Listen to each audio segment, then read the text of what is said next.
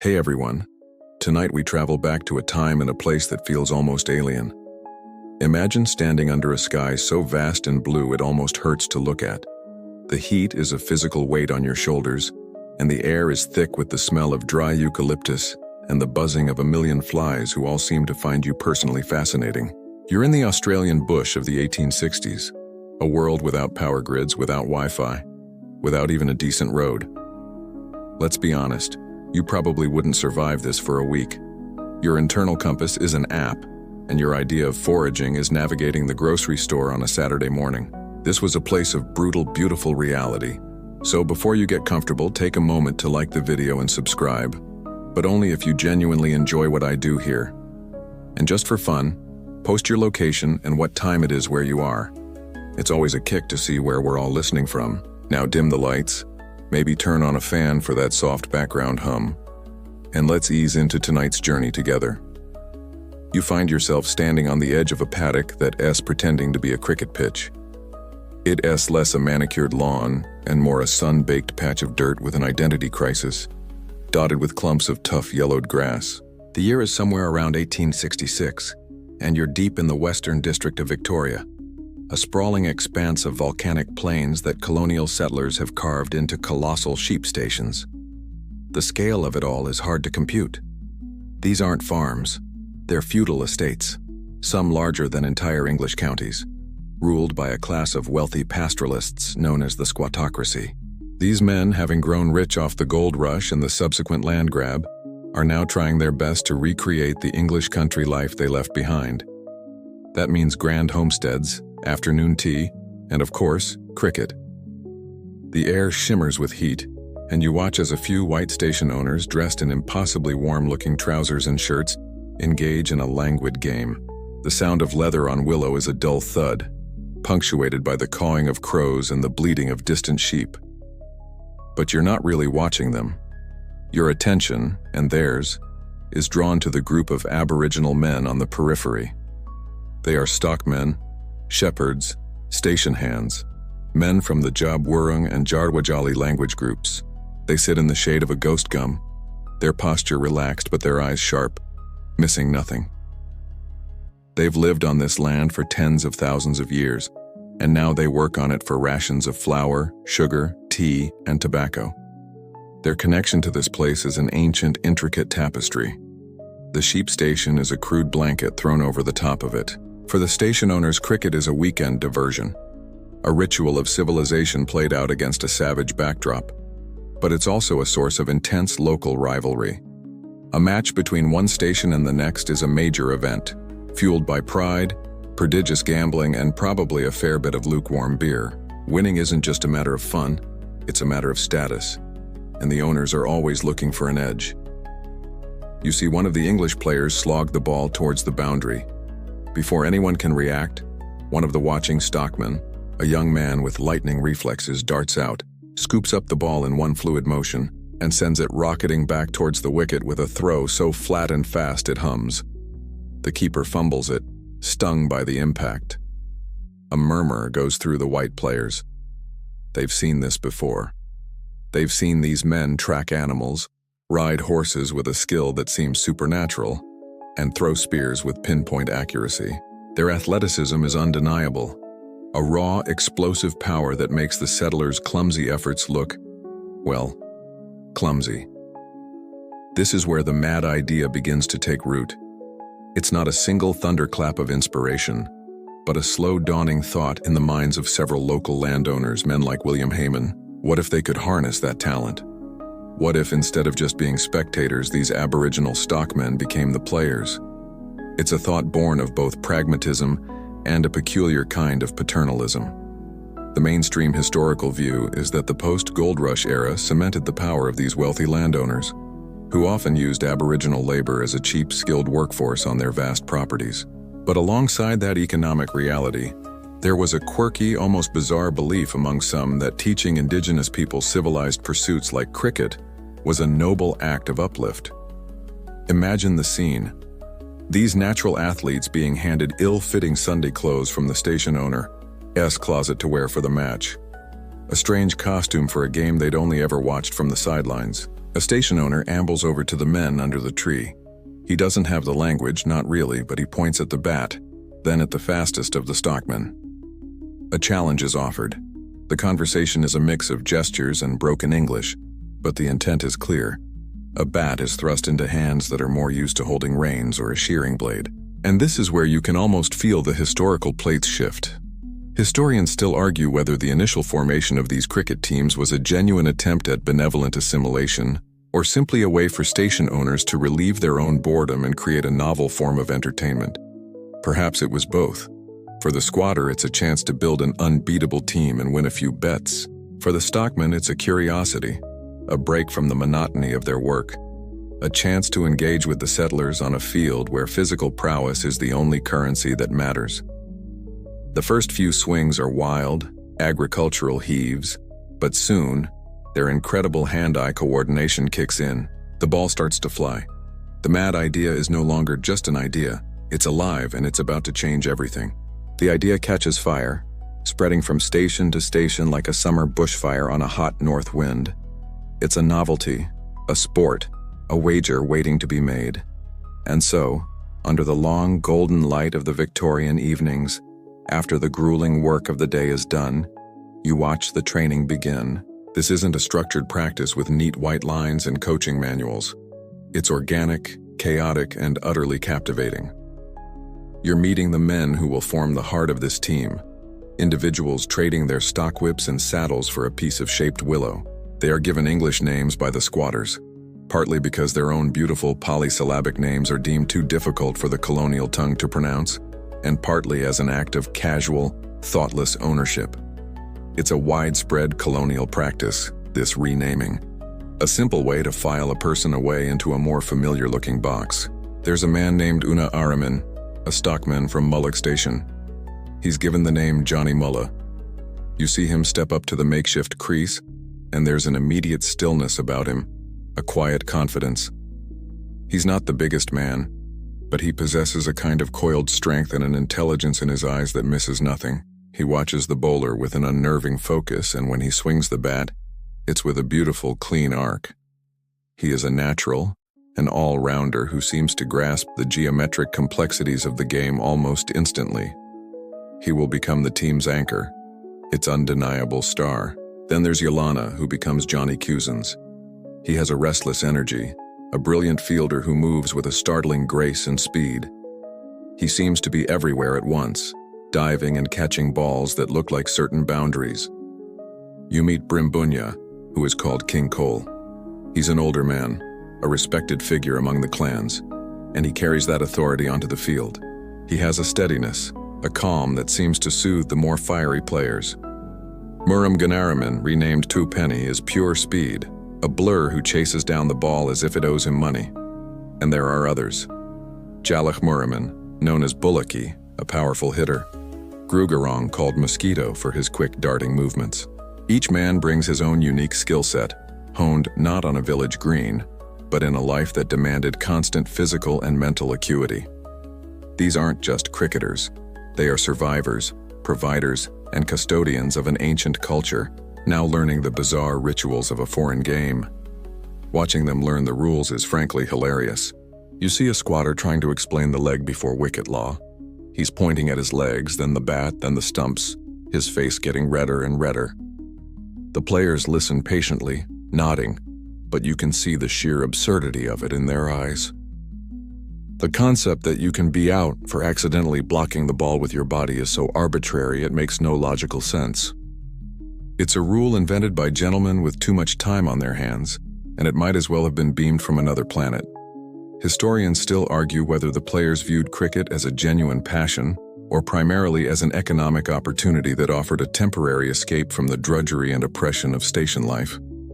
Watching them laugh as the squatter ties himself in logical knots over the LBW rule, you suspect the answer is somewhere in between. It's a living, a curiosity, and a damn good show.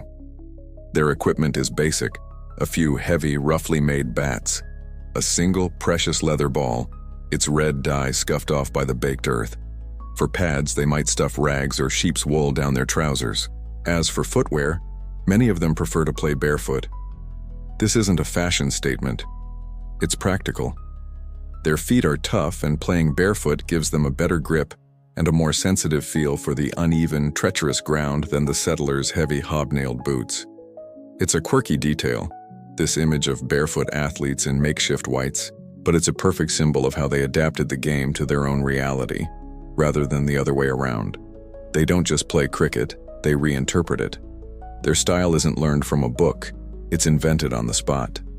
They throw underarm, overarm, whichever way gets the ball there fastest. Their fielding is a masterpiece of coordinated acrobatic effort, backed by calls and signals in their own language that leave their opponents utterly bewildered. It's like watching a jazz ensemble forced to play classical music. They know the notes, but the rhythm is all their own. Slowly, methodically, a team is forged in this crucible of dust and sunlight. They play against local station teams, then teams from nearby towns like Edenhope and Harrow, and they start to win.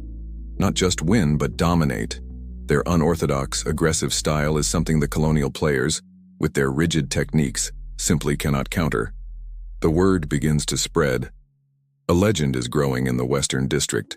The squatters who had the initial idea are ecstatic, their bets paying off handsomely. But something else is happening too. The team is becoming more than just a rich man's hobby. For the players, it's a source of pride, a rare chance to be celebrated for their skill in a society that otherwise devalues them at every turn. On the cricket field, they are not station hands. They are champions, and their success has attracted the attention of a man who sees in them not just a winning team, but the seed of a much grander, much more audacious plan. The whispers about the team from the Western District travel far, carried on the wind and in the pages of local newspapers. They reach Melbourne, the bustling heart of the colony, and find their way to a man who is uniquely positioned to understand what is happening. Into this story now walks one of the most brilliant and tragic figures in Australian sporting history, Tom Wills. To understand this team, you have to understand Wills because in many ways he is the catalyst, the flawed genius who saw not a curiosity, but a revolutionary possibility. You see him arrive on the station, and he carries himself with the swagger of a champion. In the 1860s, Tom Wills is a household name. He is the captain of the Victorian cricket team, the colony's greatest player and one of the creators of an entirely new sport, Australian rules football. This fact alone gives him an almost divine status in a sports-mad colony. He is a genuine superstar. When he speaks, people listen. But his connection to this particular story runs much, much deeper than just sport. Wills was not an Englishman who came to Australia. He was born of it. He spent his early childhood not in a city but deep in the bush, on his father's station near modern-day Ararat. His playmates were not other settler children, but the local Jabwurrung kids. He grew up speaking their language, learning their customs, and witnessing their incredible skills firsthand. It is a quirky and debated tidbit of Australian folklore that Wills' concept for Australian rules football was heavily inspired by Marn Grook, a traditional game he played and observed as a child. You can just picture it, a fast-paced, high-flying game played with a stuffed possum skin ball, where the aim was to leap high into the air to catch it. A game with no offside rule and a glorious amount of chaos. Sound familiar? While the direct link is debated, the influence seems undeniable. This man understood Aboriginal athleticism on a level no other white colonial could. So when he hears of a team of Aboriginal cricketers, he doesn't just hear a novelty act, he hears the echo of his childhood. He hears genius. You watch as he approaches the players for the first time. The station owners are deferential, of course, but the players are wary. They've only ever been treated as subordinates by white men. Then Wills opens his mouth, and instead of English, he speaks to them in their own language. The shock is palpable. Jaws literally drop. For the players, it's a moment of profound connection. For the squatters, it's just baffling. They likely assumed he was ordering a beer in a very complex dialect. In that instant, a bond of trust is formed that transcends the enormous racial and social chasms of the era. He isn't just some city slicker come to gawk. He's someone who, in a small way, understands their world. But Tom Wills is a man fractured by tragedy. You can see a darkness in his eyes, a restless energy that hints at a profound inner turmoil. Years earlier, in 1861, he had joined his father on a new station in Queensland. There, he was witness to the aftermath of the Kulin-Laringo massacre, where his father and 18 other people were killed by local Aboriginal people. This event shattered him. He was now a man who held a deep childhood-born respect for Indigenous culture, yet was also the survivor of horrific frontier violence. He lived in that impossible, contradictory space, belonging fully to neither world. Historians still argue whether Tom Wills's motivation for coaching the team was a sincere desire to see Indigenous talent flourish, or a self-serving attempt to rehabilitate his own career, which had been damaged by accusations of ball tampering and his notorious alcoholism. He was a complicated man, less a gentle mentor and more a force of nature who seemed to be powered by equal parts genius and cheap whiskey. Under his coaching, the team transforms. He doesn't try to stamp out their natural flair. He encourages it.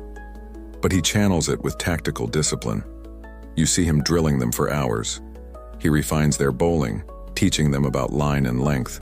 He works on their batting, showing them the difference between a defensive block and an all-out slog. He takes their individual fielding brilliance and orchestrates it into a suffocating unit. He is a harsh taskmaster, prone to fits of temper, but he is also the first person in their lives to treat them as elite athletes. He pushes them, demands more of them because he knows what they are capable of. The team in turn responds to his fierce, complicated belief in them. They are no longer just a collection of gifted individuals. They are a weapon, sharpened and aimed by one of the sharpest cricket minds in the country. The local matches become exhibitions. The team is now too good for the Western District. Wills's ambition, never a small thing, begins to grow. If they can conquer Victoria, why not the rest of Australia? And if they can conquer Australia, why not the world? Tom Wills's ambition is like a contagion, and it spreads quickly. The first step is to test the team outside the cozy, familiar confines of the Western District. The plan is audacious. A match in Melbourne, on the hallowed turf of the Melbourne Cricket Ground, against the prestigious Melbourne Cricket Club. And not just on any weekend, but on Boxing Day 1866. This is the big league, the colonial equivalent of playing at Lord's. It's a huge gamble. If they fail, they'll be dismissed as a bush curiosity. But if they succeed, the whole country will have to take notice. So, you travel with the team to the city. The journey itself is a trial, a bone-jarring ride in a horse-drawn coach over roads so bad you don't really ride in them. You just participate in a multi-day earthquake simulation. For the players, most of whom have never left their home country, Melbourne is another planet. It's a cacophony of noise and smells, a forest of brick and stone filled with thousands of rushing, pale-faced people. After the vast, quiet landscapes of home, it must feel like a beautiful, terrifying prison. The press builds up the match as a major spectacle, a clash of civilizations. The team is written up as a band of sable brethren, exotic curiosities who happen to play cricket. The public is intrigued, and they turn up in droves. You're standing in the crowd at the MCG on that Boxing Day. There are nearly 10,000 people here, an astonishing number for any match at the time. The atmosphere is less like a serious sporting contest and more like a carnival. The crowd expects a bit of fun, a few laughs, and a comfortable victory for the MCC. They came expecting a circus act and instead get a cricket masterclass, which must have been terribly disappointing for the folks who just wanted to see a kangaroo hop onto the pitch.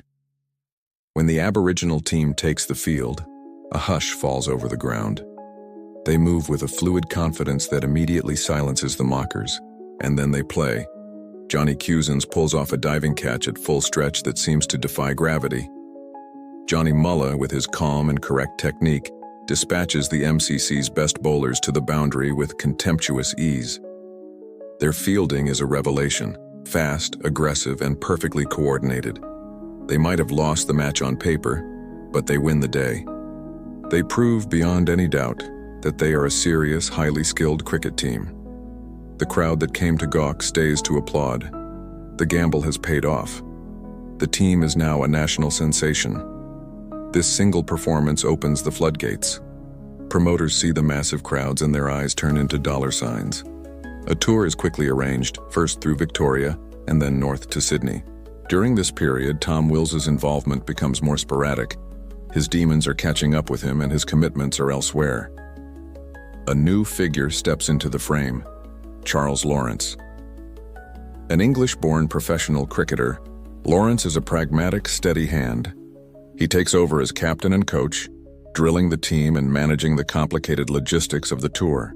He is less a visionary than Wills, but he is the organizer who turns the idea into a functional money-making enterprise. You are on that tour, and you witness the strange, dual life the players are forced to lead. In each town, the routine is the same. First, the cricket match, where they compete as equals, their skills earning them genuine respect. But after the stumps are drawn, the second performance begins. The promoters insist on it. The players must put on a display of traditional skills. You watch as Mullah throws a boomerang, its spinning arc mesmerizing the crowd. You see another player, Dick, demonstrate how he can dodge cricket balls thrown at him from close range, using only a narrow shield. Spears are thrown at targets. Historians still argue whether the players' traditional skills demonstrations, like boomerang throwing, were a proud celebration of their culture or a form of self-exoticism demanded by promoters to satisfy a voyeuristic colonial audience.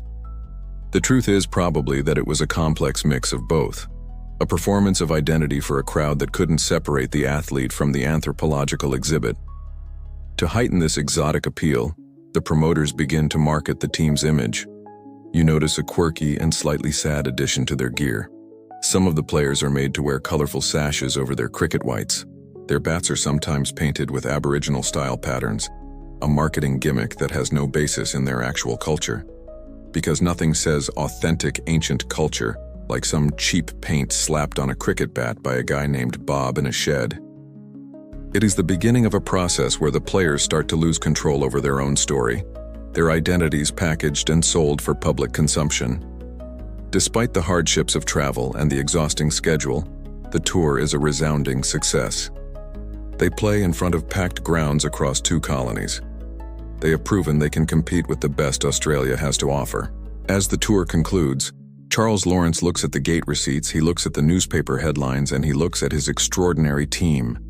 A new, even more audacious idea begins to form. If they are this big in Australia, how big could they be in England? The success of the Australian tour proves to Charles Lawrence that he is sitting on a gold mine, but it's a restless, mobile gold mine that needs a bigger stage. His gaze turns across the oceans, towards England, the home of cricket, a nation with a seemingly infinite appetite for both the gentleman's game and exotic spectacles. The plan he formulates is a gamble of epic proportions. He would have to personally finance the entire tour, passage for 13 players, accommodation, travel within England, equipment, everything, all on the hope that the gate receipts from the matches would not only cover his costs, but turn a handsome profit. It's the 19th century equivalent of maxing out all your credit cards to invest in a wildly speculative startup. He recruits the players, offering them a contract that includes a wage and the promise of seeing the world. They sign on, likely with a mixture of excitement for the adventure and a pragmatic understanding that this is the best paying work they are ever likely to get.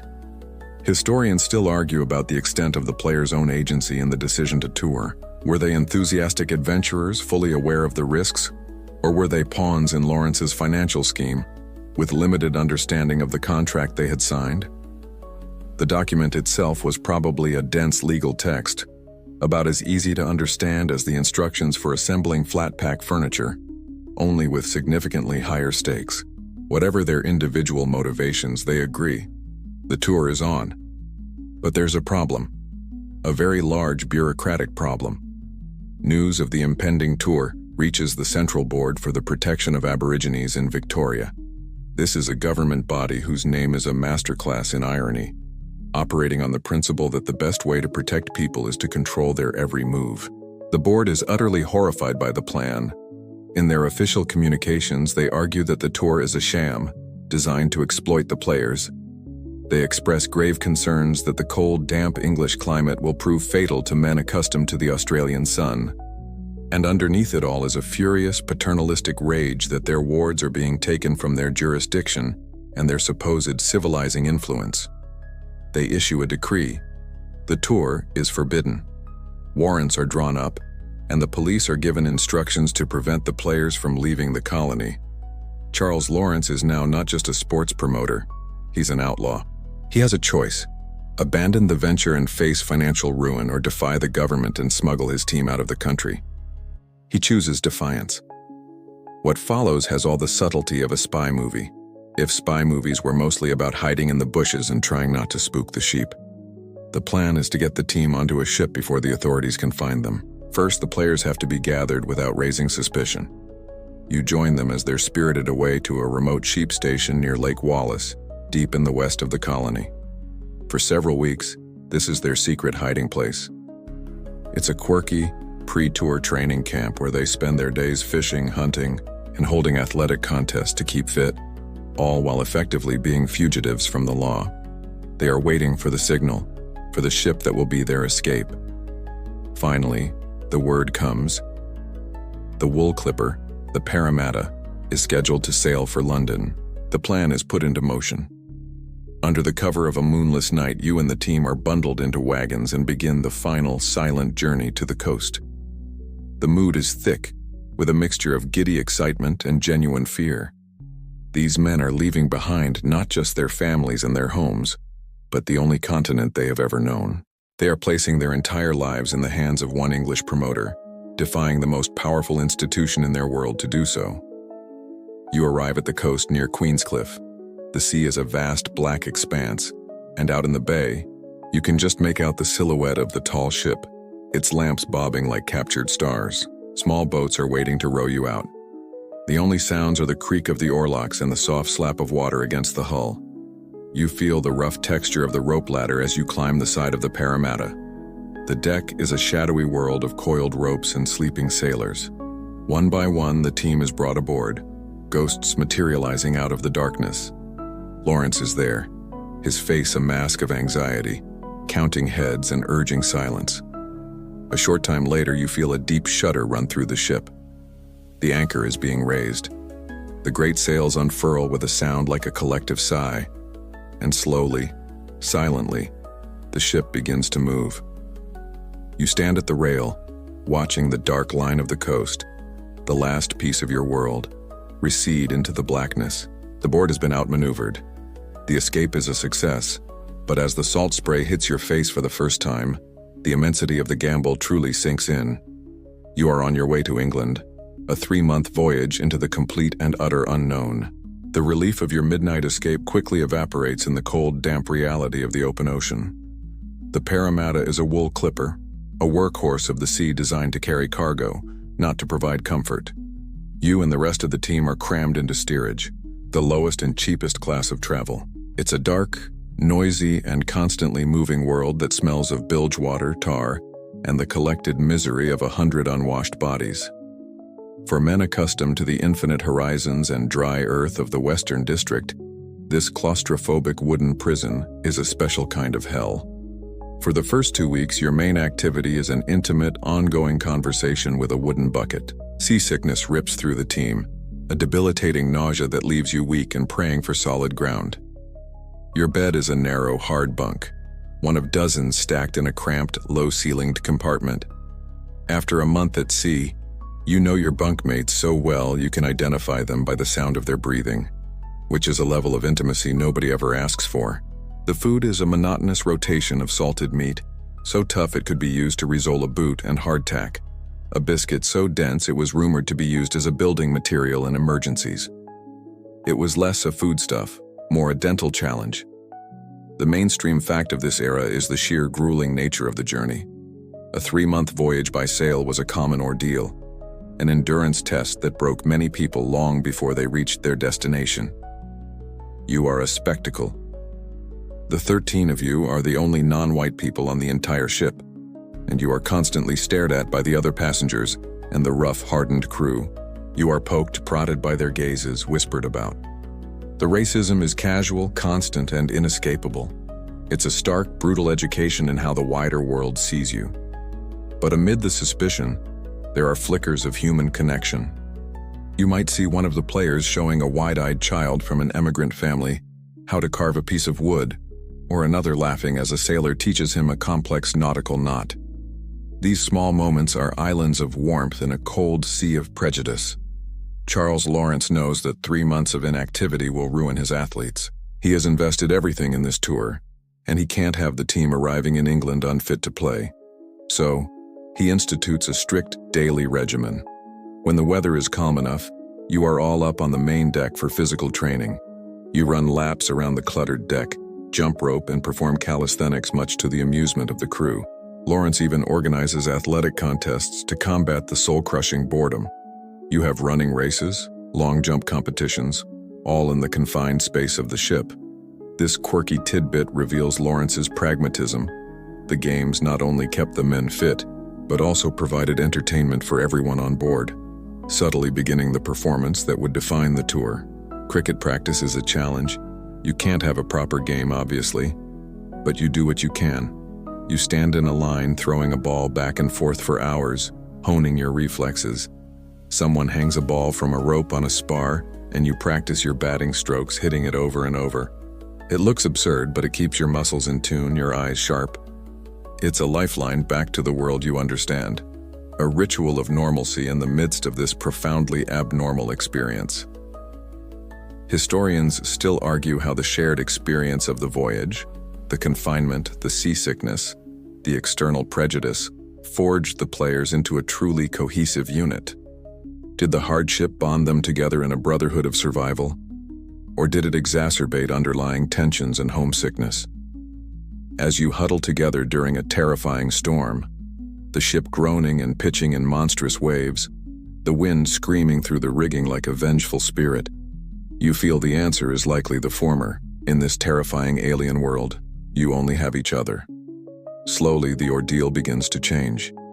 The relentless blue of the ocean is broken by the sight of other ships. The air loses its tropical warmth and takes on a cooler, damper edge. The constellations in the night sky are all wrong. You are in the northern hemisphere. A palpable sense of anticipation begins to build. England is close. The 3-month journey that felt like a lifetime is finally nearing its end. You've survived the escape, you've survived the voyage.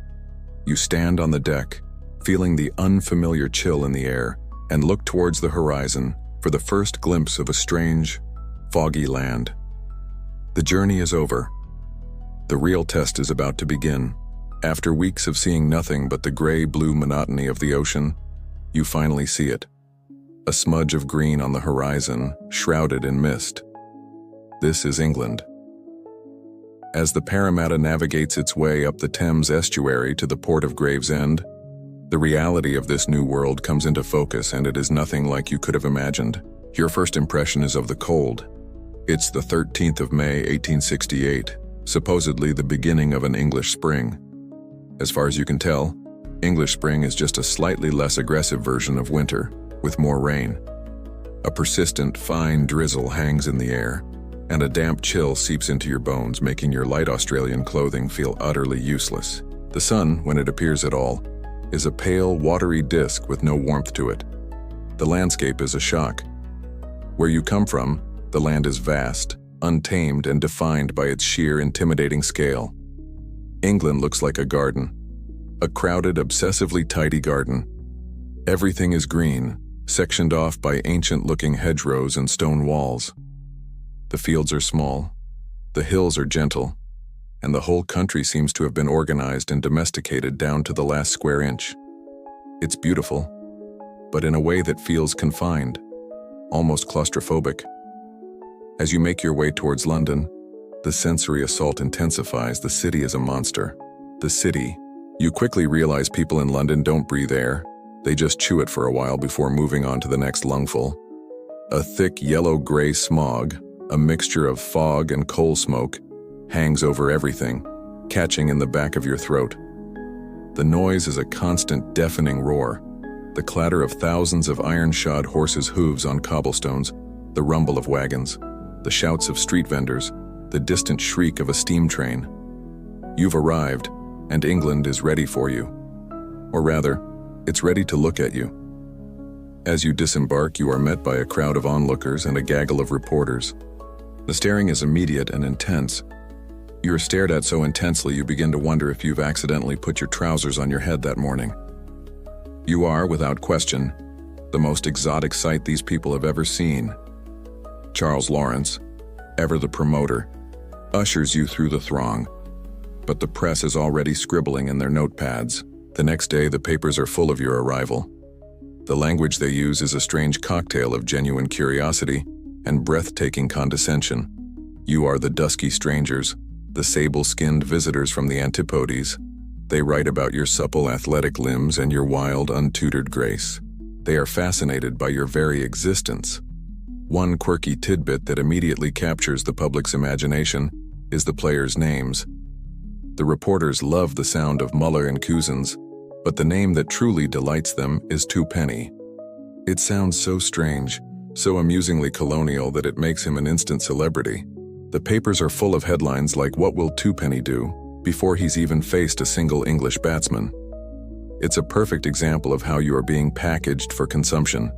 Part athlete, part amusing character in a grand imperial drama. Historians still argue about the degree to which the players understood the deeply racialized lens through which they were being viewed. Were they aware of the condescending undertones in the press coverage, or did they simply interpret the intense interest as a form of celebrity? The truth is, you're probably too overwhelmed to analyze the nuance. All you know is that you've gone from the quiet anonymity of station life to being the center of a bewildering storm of attention. Lawrence takes you to your new home, the Surrey Tavern in Kennington, not far from the famous Oval Cricket Ground. It's a noisy, bustling public house in the heart of working-class London. Your world has shrunk from the endless plains of Victoria to a few rented rooms above a pub that perpetually smells of stale beer and pipe smoke.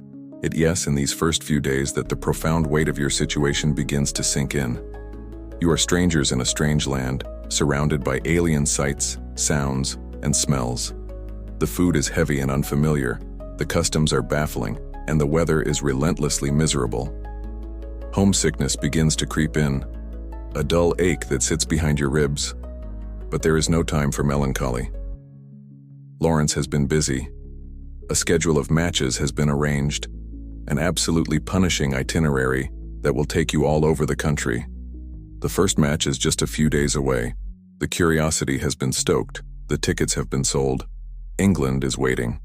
And you have to prove that you are more than just a curiosity. You have to prove you can play. The handful of days before your first match are a whirlwind of frantic preparation. Charles Lawrence knows there is no room for error. The reputation of the tour and his entire financial future rests on making a spectacular first impression. Your first stop is a proper English cricket ground for a practice session. The moment you step onto the field, you realize the game here is different. The ground beneath your feet isn't the hard, cracked, dusty earth of home. It's a soft, damp, impossibly green carpet. The cricket pitches are so green and lush, you're half tempted to see if you can graze on them. This changes everything. You watch as a ball is bowled. Instead of rearing up at the batsman from a good length, it seems to skid, staying low and fast. The damp air makes the ball swing in beguiling ways, and when it pitches, it grips the turf and can turn sharply. Your Australian technique, built for high bounces and straight trajectories, is suddenly vulnerable. You spend hours in the nets, Lawrence drilling you relentlessly, trying to recalibrate your instincts. You have to learn to play forward, to watch the ball's every subtle movement, to adapt years of muscle memory in a matter of days. It's frustrating, difficult work, but you can feel the team's fierce determination to master these new conditions. Next, you are marched off to a London tailor. Lawrence understands that image is crucial. You can't look like a ragtag group of station hands. You have to look like a professional cricket team. You're ushered into a stuffy shop that smells of chalk and wool, where a prim-looking man with a tape measure around his neck fusses over you. One by one, you are measured and fitted for new uniforms, brilliant white flannel trousers and shirts. It's a strange and novel experience. For the first time, you have clothes that are made for you, not just handed down. You're also given matching scarlet sashes to wear around your waist and caps bearing a newly designed crest. It's a complete transformation.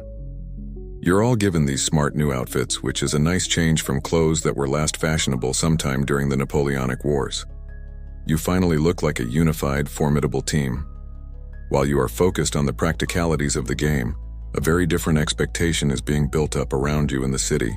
The posters that appear on walls and the advertisements in newspapers tell a story not just of cricket, but of spectacle. They bill you as the Aborigines, the Australian native cricketers, the dusky champions of the antipodes. The language is sensational, framing you as exotic wonders of nature. The Victorian public is fascinated by the idea of the noble savage, and you have been cast in that role. They don't just want to see good cricketers. They want to see wild, untutored children of the bush performing feats of instinctual physical genius. They expect a show, a living ethnographic exhibit. This expectation is something Lawrence cleverly leans into. A quirky feature of your pre-match routine is established. The warm-up becomes a performance in itself. Before the cricket starts, you take to the outfield with boomerangs and spears. The crowd loves it. They watch, mesmerized, as you demonstrate these ancient skills with casual mastery. Throwing boomerangs before the match is a stroke of marketing genius. It's a great warm-up for your throwing arms, and it has the added benefit of making the other team slightly nervous that you might have other, more pointy things to throw at them. It perfectly satisfies the public's desire for the exotic, drawing them into the ground early and ensuring a full house by the time the first ball is bowled. The debate about what to even call your team is complex. While the press used racialized terms, modern scholars often try to be more specific, acknowledging the players' actual cultural identities, like Jab Wurrung and Jardwa Jali. This highlights the ongoing struggle to tell your story accurately, to see you as individuals from a specific place rather than as generic representatives of an entire race. But right now in May 1868, you are simply the Australians. The morning of the first match arrives, cold and gray. You pull on the new flannel uniform. It feels crisp and unfamiliar. You make your way to the ground, the Oval in Surrey. Through the gates, you can hear it, the low, expectant murmur of thousands of people. They have read the papers, they have seen the posters, and now they have come to see you. The training is over, the tailoring is done, the stage is set. The show is about to begin. You walk out onto the Kennington Oval, and the world seems to shrink to the 22 yards of the pitch and the thousands of pale, curious faces ringing the boundary.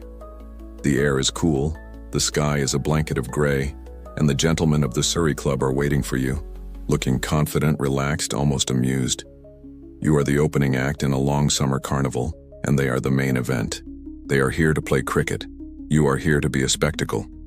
At least that's the script. But your team hasn't read it. The match begins, and from the very first ball, you can feel the cognitive dissonance rippling through the crowd.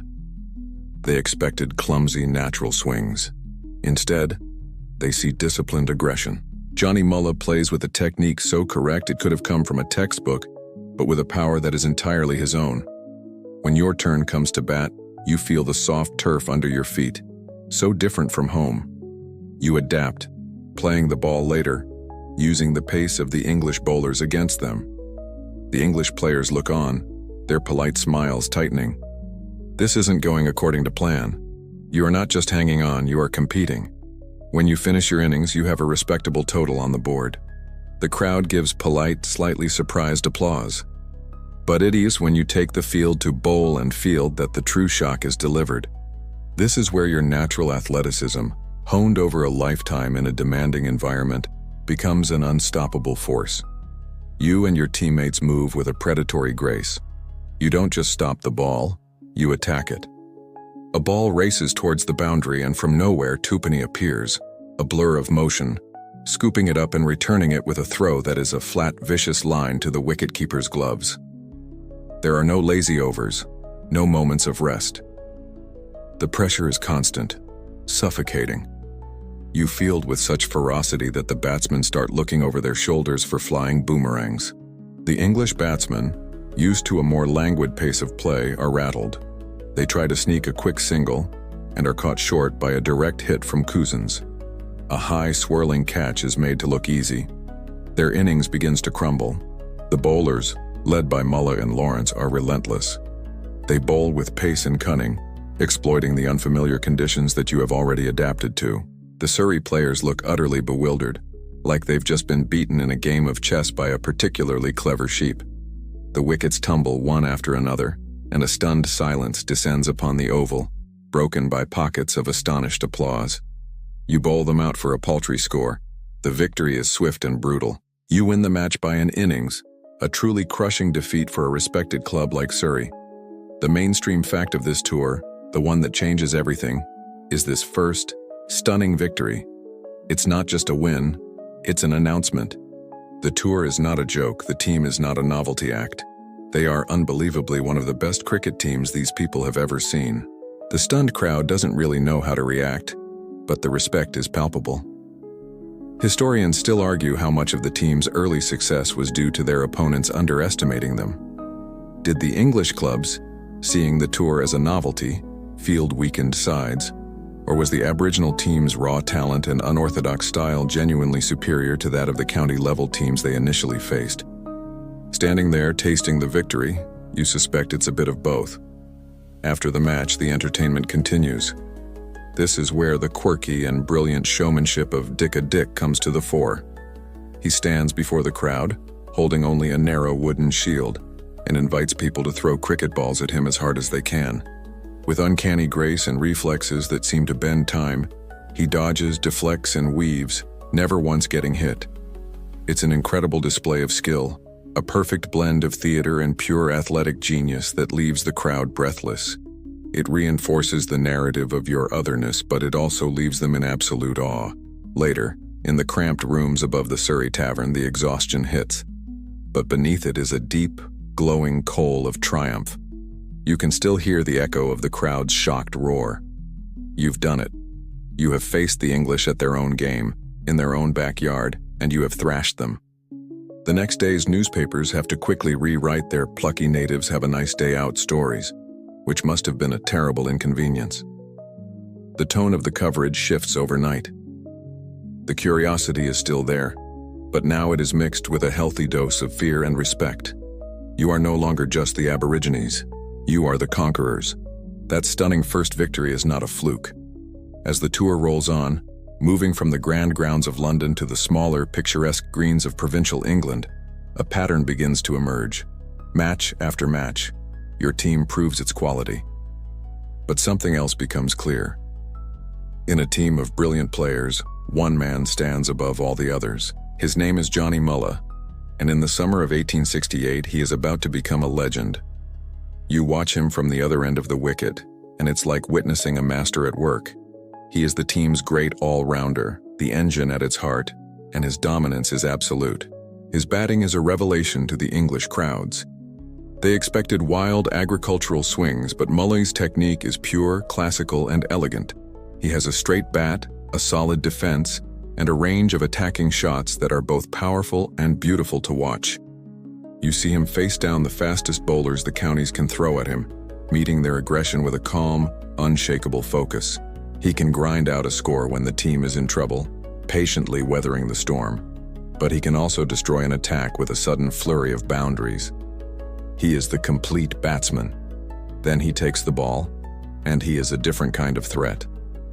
Tireless and relentlessly accurate, he bowls for hours on end, his medium-paced deliveries seeming to do something different with every ball. He swings it, he cuts it, he varies his pace. He doesn't just try to overpower batsmen. He outthinks them, setting them up, probing for weaknesses, and then delivering the fatal blow. You see him run through a team's batting order, taking 5, 6, sometimes more wickets in an innings. The local teams quickly develop a strategy for playing against him: pray for rain. The statistical record he amasses is staggering. Over the course of the tour, in 47 matches, he will score nearly 1,700 runs and take 245 wickets. These are not just good numbers. They are the numbers of a cricketing giant, a one-man army. The English public and press become utterly captivated by him. He is the superstar the tour needed.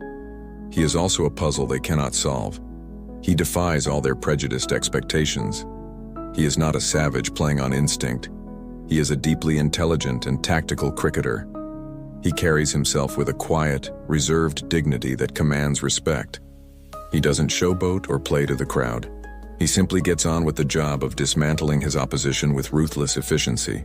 The respect he earns from his opponents is immense. After a while, they stop seeing him as an Aboriginal cricketer and start seeing him for what he is: a professional of the highest caliber. one of the best players in the world. His importance to the team is so total that it even affects the local gambling economy. You notice this quirky phenomenon in town after town. When the teams are announced, if Mullah's name is on the list, the odds for your team to win are short. But if he's being rested or is carrying an injury, the local bookmakers immediately relax and offer much longer odds on an Australian victory. The bookies respect Mullah so much that whenever he steps on the field, they clutch their wallets like he's a tax auditor. His presence alone is enough to swing the balance of any game. But you also see the immense burden he carries. He is the linchpin. He often opens the batting and then bowls for most of the other team's innings. The physical toll is enormous, yet he never seems to complain. Historians still argue about the internal dynamics of the team and Mullah's role as a leader. Was his authority based purely on his superior skill, or did he hold a more formal leadership position, perhaps acting as a bridge between the players and the white management of Lawrence? On the field, his leadership is unspoken but obvious. He leads by example, his relentless professionalism setting the standard for everyone else. As the English summer wears on, Mullah's name becomes famous across the country. He has captured their imagination, not by being the exotic caricature they expected, but by forcing them to confront his undeniable world-class talent. The legend is born. Johnny Mullah may be the star, but the price of admission buys the English public a ticket to a much broader show. The cricket itself is often just the first act.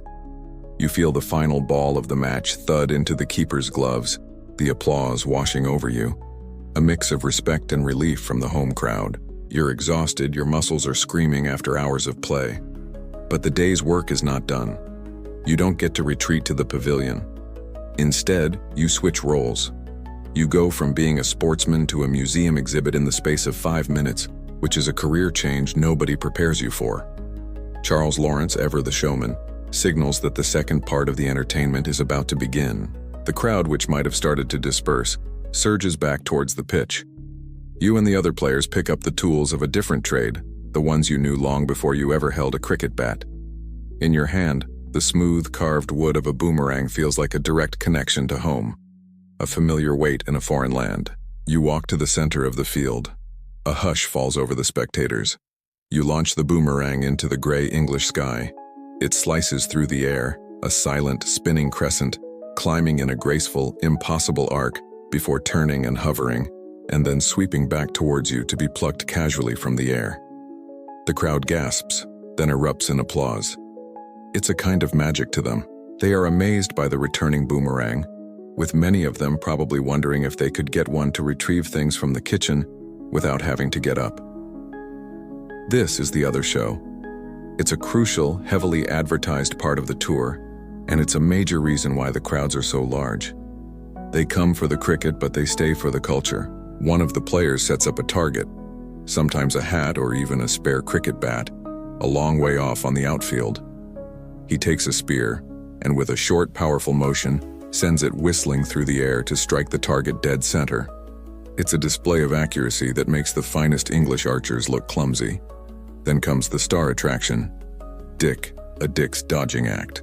He stands alone, holding only his narrow shield and a small club. Other players are given a box of hard cricket balls and invited to throw them at him with all their might. It's a genuinely dangerous performance. But with a serene confidence, he sways, ducks, and deflects every missile. A fluid dance of survival that is both terrifying and beautiful to watch.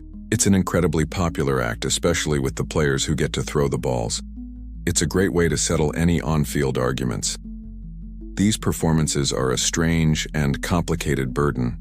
On the one hand, they are a source of immense pride. In these moments, you are demonstrating a set of skills that are uniquely yours, skills the English can only watch in dumbfounded awe. They may have invented cricket, but they cannot make a piece of wood defy gravity or dodge a projectile with supernatural grace. In this arena, you are the masters. But on the other hand, you can feel the nature of the crowd's gaze change. The respect they have for you as a cricketer shifts to a kind of detached anthropological curiosity. You are no longer their equal on the field of sport. You are an exhibit, a fascinating specimen from a savage land. Historians still argue about the players' own perspective on these performances. Did they see it as a demeaning circus act, Or was it a moment of pride, a chance to demonstrate a unique set of skills that the white man could only marvel at, thereby asserting a different kind of superiority? Standing there, watching the crowd, you feel the truth is somewhere in that murky middle ground. You are a professional, and this is part of the job. You are an entertainer, and this is what sells tickets. Lawrence is keenly aware that this package deal is what ensures the tour's financial viability. Sometimes, to add a bit of flair, a player will perform a quirky trick, like throwing a boomerang so it perfectly circles a flagpole before returning. It shows that this isn't just a raw display. It's a polished, practiced routine. It is a performance of your identity, an identity that has been co-opted and packaged for sale. So you throw the spear, you dodge the ball, and you launch the boomerang, all while navigating the blurred, uncomfortable line between being an athlete and being an artifact. The thrill of victory is a potent but fleeting drug. After a few weeks, the initial excitement of being in England begins to wear off, ground down by the brutal, relentless reality of the schedule Charles Lawrence has arranged. It is a meat grinder. You are not just on a tour, you are on a forced march through the English summer, and the only fuel is your own stamina. The sheer numbers are hard to comprehend. You will play 47 matches in just over 5 months. That's nearly a game every 3 days. There are no rest weeks, no sports scientists managing your workload. You play until you can't, and then you are expected to play some more. Your life becomes a monotonous, disorienting rhythm of travel and performance. You wake up in a lumpy bed in a cheap tavern in a town whose name you barely registered upon arrival. You've stayed in so many identical-looking inns you're convinced there's only one in all of England, and it just follows you from town to town. Your body aches with a deep, permanent weariness.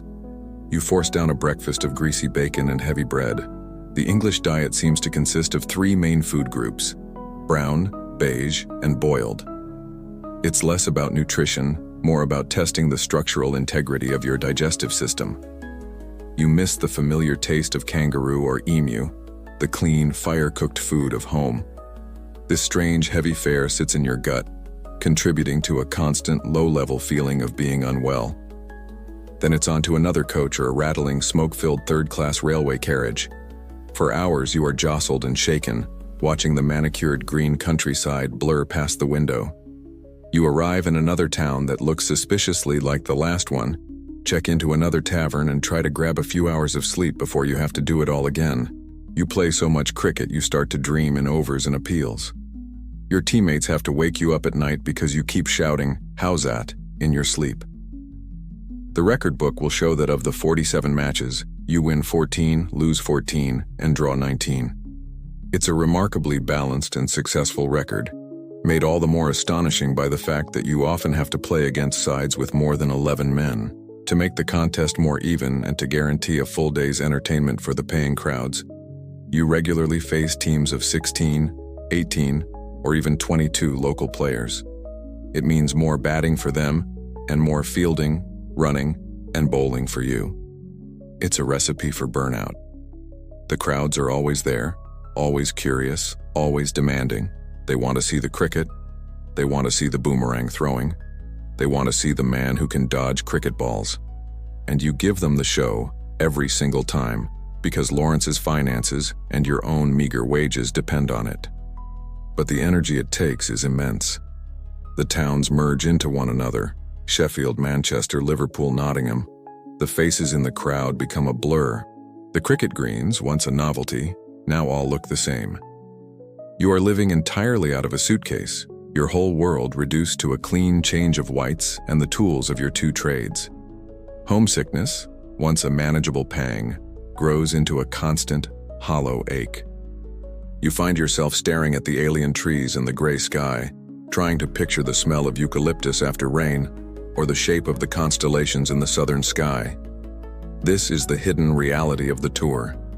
From the outside, it's a roaring success, a sporting and cultural phenomenon. But from the inside, it is a grueling test of endurance. Historians still argue about the primary cause of the team's physical decline towards the end of the tour. Was it the sheer exhaustion from the relentless schedule, the emotional toll of homesickness and cultural alienation, or the cumulative effect of a poor diet and the damp, cold English climate? From where you stand in the middle of this endless summer, It feels like all of those things are twisting together into one heavy rope, pulling you down. The tour is a triumph, but you are beginning to understand the steep price at which that triumph is being bought. The physical grind of the tour is relentless, but you discover there is another more subtle kind of exhaustion that settles deep in your bones. It's the exhaustion of navigating the bizarre, contradictory social landscape of Victorian England. You are living a double life. On the cricket field, you are celebrities, giants of the game, cheered by thousands. The moment you step outside the boundary rope, however, you become something else entirely. A racial curiosity, a social problem, an object to be stared at, studied, and judged. One evening, you find yourself in the grand dining room of a country estate. You've been invited by a local lord who patronizes the cricket club. The table is a sea of white linen and polished silver. You're surrounded by men in stiff collars and women in elaborate dresses. You have to learn 1,000 tiny pointless rules of English etiquette, like which fork to use for the fish. It's more complicated than the LBW rule, and the penalties for getting it wrong feel far more severe. Speeches are made. You are toasted as our courageous visitors from the Antipodes, praised for your splendid sportsmanship and natural talent. For a few hours, you are the honored guests, champions being feted for your success. The next morning, you walk down the main street of the same town. The mood is entirely different. People stop and stare, their gazes ranging from naked curiosity to outright hostility. A mother pulls her child away as you pass. You try to enter a tobacconist's shop and are told, curtly, that they won't serve you. The same newspapers that print glowing reviews of your cricketing prowess also contain articles discussing the Aboriginal problem back in Australia, describing your people as a primitive and dying race. You're a hero and a pariah, sometimes in the same afternoon.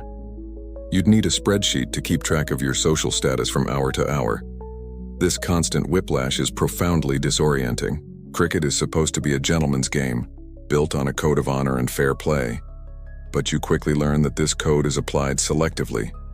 You are expected to uphold its highest standards, to be stoic and uncomplaining, to accept every dubious umpiring decision without a flicker of dissent. Any show of frustration on your part is not seen as competitive fire.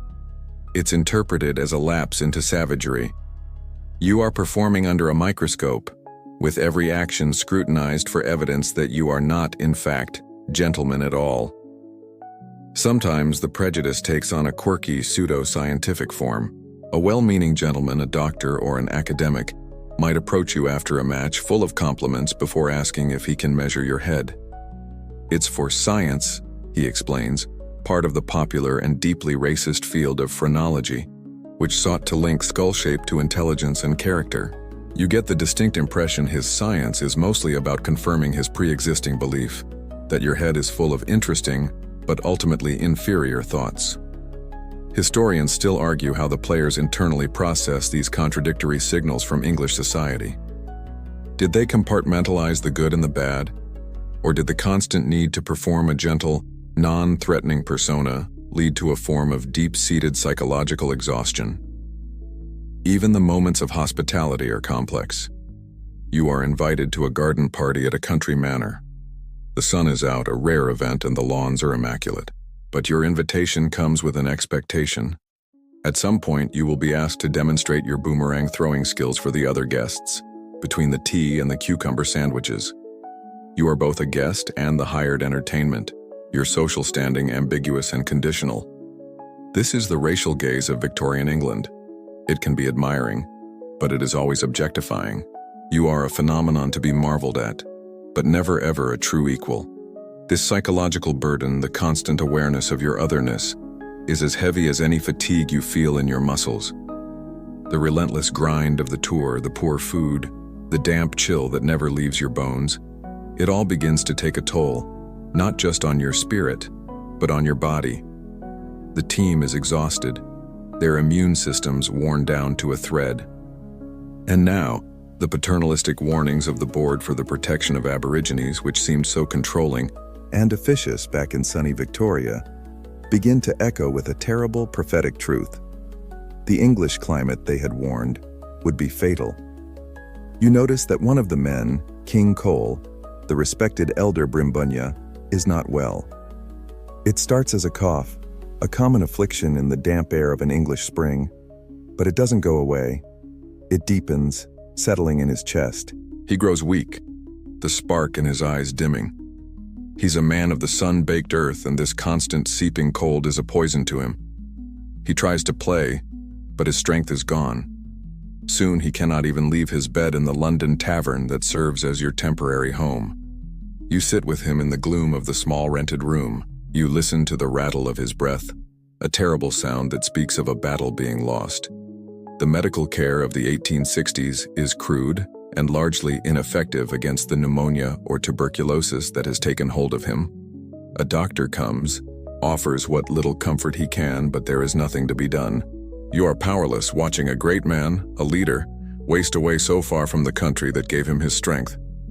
He is delirious at times, speaking in his own language, perhaps seeing the ghosts of his homeland in the peeling wallpaper of a London inn.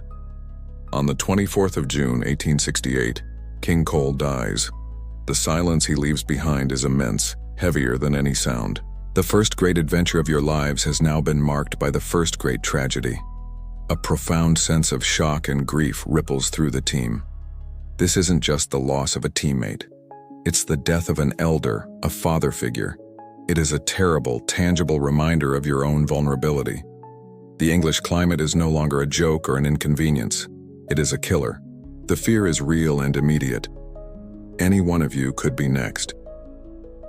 Charles Lawrence is now faced with an awful dilemma. Historians still argue about the level of his culpability in King Cole's death. Was he a negligent exploiter who pushed his players too far for profit? Or was he simply a man of his time, operating within the limited medical understanding and harsh commercial realities of the 19th century? Whatever his motives, the tour is a massive business enterprise, and it cannot stop. A funeral must be arranged, but the schedule, with its contractual obligations and ticket sales, is unyielding. You stand with your teammates in the Victoria Park Cemetery in East London, a small, quiet group of mourners, a world away from home. You watch as King Cole's coffin is lowered into the damp English earth. This foreign soil is now the final resting place for one of your own. The finality is devastating. There is no ceremony of your own people, no familiar country to receive his spirit. There is only the gray sky, the hushed words of a Christian minister, and the sound of shovels. His death is reported in the English press, often with a kind of sentimental pity that reinforces their own prejudices. He is painted as a tragic victim, a child of nature too fragile to survive in the heart of civilization. Following his death, a few other players fall seriously ill, and a quirky yet touching thing happens. In some of the towns you visit, sympathetic locals, genuinely concerned for your welfare, start public fundraising campaigns to get you better food and medical attention. It's a flicker of compassion in the midst of the relentless spectacle. But the machine of the tour grinds on.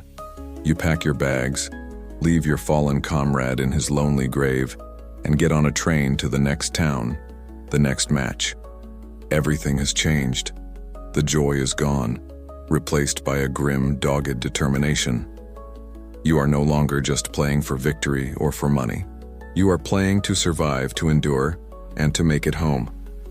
A dark shadow has fallen across the English summer, and it will follow you for the rest of the journey. In the wake of King Cole's death, the tour feels heavier, the purpose murkier. You are a team in mourning, playing on through a fog of grief and fear. But then, a fixture appears on the schedule that cuts through the gloom with its sheer, undeniable significance. You are going to play at Lord's. This isn't just another cricket ground. This is the epicenter of the cricketing world, the home of the Marylebone Cricket Club, the MCC, the aristocratic body that writes the laws of the game. For any cricketer, playing at Lord's is a pilgrimage. For you, it is something more. It is a summons to the very heart of the empire, a chance to stand on the most sacred soil of the game that has been brought to your land. The day arrives, and you make your way to the ground in St. John's Wood. The sense of history is overwhelming. You walk through the famous long room in the pavilion to get to the pitch. The room is lined with oil paintings of stern-looking English cricketers from generations past. You feel like you're being judged by 100 disappointed grandfathers. The air is hushed, reverent. This is not a boisterous provincial ground. It is a cathedral of cricket. The members, dressed in their finery, watch you from the pavilion balcony with a quiet, analytical intensity, an expression usually reserved for inspecting a prize-winning vegetable. You step out onto the grass and it is perfect.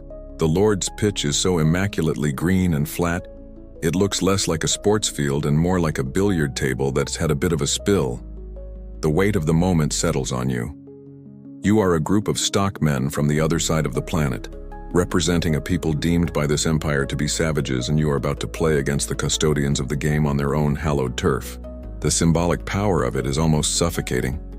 Historians still argue about the true meaning of this match. Was it a genuine moment of imperial respect and recognition for indigenous talent? Or was it a carefully managed piece of theater allowing the natives a stage on which to perform before the colonial masters, without ever truly threatening the established order? Your opponents are the MCC themselves, a team of aristocrats and the best amateur players in the country. The game begins, and your team plays with a fierce, contained pride. You are determined to prove you belong here. The highlight of the match is Johnny Mullah's innings. He walks to the wicket with his usual quiet confidence, seemingly unfazed by the grandeur of the occasion. He bats with a sublime grace and control, his defense impenetrable, his attacking shots crisp and perfectly timed. The reserved, polite applause from the members grows in volume as his score mounts. When he passes 50, the applause is genuine, prolonged. It is a moment of pure sporting recognition where skill transcends all prejudice. He is eventually out for 73, a magnificent innings that single-handedly earns the respect of the English cricket establishment. Despite Mullah's brilliance, the match ends in a draw. But the result feels secondary. The true victory was simply being here and competing on equal terms. You proved you were not intimidated by the occasion or the opposition. However, you are keenly aware of the invisible lines that still exist. While you are equals on the field, the quirky but rigid social codes of Lords mean you are not invited to socialize freely with the members in the pavilion afterwards. You are allowed on the stage but not into the private club. As you walk off the field for the final time, past the portraits and the polite applause, a profound sense of achievement settles over you. The grief for King Cole is still there, a fresh wound. But for one day, you have stood in the center of your opponent's world, looked them in the eye and earned their respect not through spectacle or novelty, but through pure, undeniable skill. It is a moment of validation, a flicker of light in a darkening summer, and a memory that will sustain you through the difficult weeks still to come. The symbolic victory at Lord's is a powerful memory, but it doesn't pay the bills. As you leave the grandeur of London and plunge back into the relentless circuit of provincial towns, the harsh economic realities of the tour begin to bite hard. The entire enterprise is a colossal financial gamble, staked by Charles Lawrence and his backers. Their profit and your wages depend entirely on the money taken at the gate of each match. And in England, that means the entire venture is at the mercy of the weather. You begin to dread the sight of gray clouds gathering in the morning. You travel for a full day to a new town, prepare for a match, and then you wake up to the miserable sound of rain drumming on the tavern roof. A washed-out match is a disaster. It means no gate receipts, no income. But the expenses are constant. The innkeeper still needs to be paid, the travel costs are already sunk, and 13 hungry players still need to be fed. You are starting to suspect the tour's main financial plan was hope it doesn't rain, which in England is less a plan and more a prayer. You see the worry etched on Charles Lawrence's face. He studies his account books with a look of despair that suggests the numbers aren't just bad, they might be actively mocking him. The initial crowds, driven by sheer novelty, were huge. But as the summer wears on, the attendance in some of the smaller industrial towns is disappointing. The tour is starting to lose money. And when the money gets tight, corners are cut. The quality of your accommodation drops. The food, which was never great, gets worse. The promises of a grand adventure are starting to feel very hollow when you are sleeping in a damp, cramped room and eating yet another meal of boiled mutton and potatoes. This is where the ugly question of exploitation, the very thing the board in Victoria warned of, rears its head. You are the product.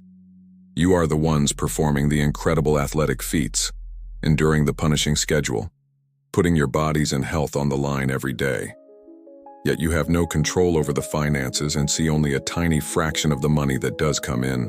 The relationship with Lawrence becomes strained. Is he a partner in this adventure, or is he just your owner? Historians still argue fiercely over the characterization of Charles Lawrence. Was he a pioneering, if flawed, impresario who gave the players an unprecedented opportunity? Or was he a cynical exploiter who saw them as mere commodities in a traveling show? As you watch him argue with a local promoter over a few pounds, you start to form your own opinion. To make ends meet, new, sometimes desperate, measures are taken. After the matches, to drum up a few extra shillings, you engage in athletic contests for prize money. There are sprinting races, and there are cricket ball throwing competitions. This is where Johnny Cousins becomes a legend in a new way. He has a phenomenal throwing arm. You watch as he takes a run up and launches the hard leather ball in a majestic, soaring arc. It flies and flies, finally landing an incredible distance away, by some accounts, over 119 yards. It's a world-class throw, a moment of pure, breathtaking talent. But it's also a quirky, sad spectacle. One of the world's great natural athletes, forced to perform a carnival trick to earn enough money to ensure the tour does not collapse around him. You're competing for prize money that would barely buy you a decent hat. But at this point, every shilling counts. The financial woes and the growing sense of being used cast another dark cloud over the tour, one that has nothing to do with the English weather. The initial camaraderie and shared sense of purpose begin to fray. Resentment simmers just below the surface. You are still a formidable cricket team, but the enterprise itself feels like it's starting to fall apart. Amid the gloom of the tour's financial struggles and the lingering sorrow of King Coling's death, there is a powerful antidote that keeps you going: the sheer defiant brilliance of the cricket. On the field, for those few hours a day, the money problems and the homesickness seem to fade away, replaced by the pure, fierce joy of competition. And while Johnny Mullah is the tour's unwavering anchor, it's in these difficult middle months that the genius of the other players shines through, reminding England that this is no one-man band. You watch as Johnny Cousins, the man with the rocket arm, takes control of a game. He is an electric presence on the field, a player who seems to be powered by a different kind of energy. While Mullah is the stoic engine of the team, Cousins is the unpredictable flash of lightning. His fielding is the stuff of legend. You're standing in the slips, and a batsman middles a powerful cover drive that looks like a certain 4 runs from the moment it leaves the bat. But then you see a blur of motion. Cousins, fielding at cover point, has anticipated it, moved with explosive speed, and dived full length to intercept the ball inches from the turf. The crowd erupts in a sound of pure disbelief. Batsmen quickly learn that hitting the ball anywhere in his vicinity is a waste of time. It just saves everyone a lot of effort if they start walking back to the pavilion. He is a vital all-rounder, contributing with bat and ball, but it's his presence in the field that changes the complexion of a match. This is where you see the team's unique strength. Historians still argue about the tactical innovations the team brought to the game. Was their ultra-athletic, aggressive fielding style a planned strategy to intimidate opponents? Or was it simply the natural, uncoached expression of their inherent physical abilities? Watching Cousins operate, you suspect it's a bit of both. It is raw talent, honed into a weapon. Then there is Penny. His great gift is pure, terrifying speed. In the field, he patrols the outfield like a cheetah, chasing down balls that other fielders wouldn't even have bothered running for. But it's when he takes the cricket ball that he truly unnerves the English. He has a slinging, unconventional action, and he is genuinely fast. You watch from behind the stumps as he comes charging in. The batsman, used to a diet of gentle medium pacers, suddenly has to deal with a hard leather missile flying at his head at a pace he has never seen before. He doesn't have time to think about a shot. He just has time to have a brief, panicked memory of his childhood before the ball thuds into the keeper's gloves or, more often, smashes into the stumps. The players' nicknames continue to fascinate the press. Two Pennies is a favorite, but they also come up with their own. Dick, with his almost supernatural ability to dodge cricket balls, is sometimes called the India Rubber Man in the papers, a quirky testament to his incredible agility. This cast of characters, each with their own unique and dazzling skill set, is what keeps the crowds coming. They might come to see the great mullah, but they leave talking about Cousins' impossible catch, or the sheer pace of two pennies bowling. These moments of on-field brilliance are your salvation. They are a powerful assertion of your worth in a world that is constantly trying to diminish you. When Cousins throws down the stumps from the boundary, or Twopenny sends a batsman's wicket cartwheeling, it is an act of defiance.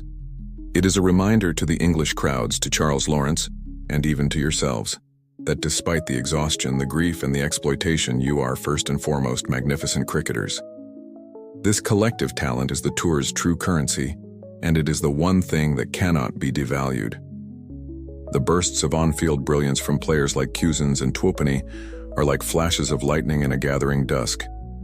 They illuminate the tour, but they cannot stop the night from falling. As August bleeds into a cool, damp September, the English summer officially ends and is replaced by autumn, which feels exactly the same but with more wind and a general sense of impending doom. The tour enters its final grueling stretch, and the deep, cumulative exhaustion that has been stalking you for months finally catches up. It's a weariness that settles in your bones. Every muscle aches. Old injuries picked up weeks ago now throb with a persistent, nagging pain. You watch Johnny Mullah, the team's Iron Man, finally start to show the strain of carrying such an immense workload. The travel, the endless matches, the poor diet, the emotional drain, it has all taken its toll. The team is running on empty.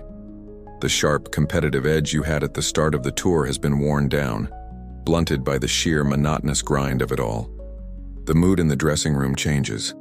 The talk is no longer about the next match or the strengths of the opposition. It's about home. Homesickness is now the dominant emotion, an all-consuming yearning for the familiar sights and sounds of your own country. You receive letters from your families, letters that have spent 3 months on a ship, carrying news that is already tragically out of date. They are precious links to the world you left behind, but they are also salt in the wound, deepening the ache of separation.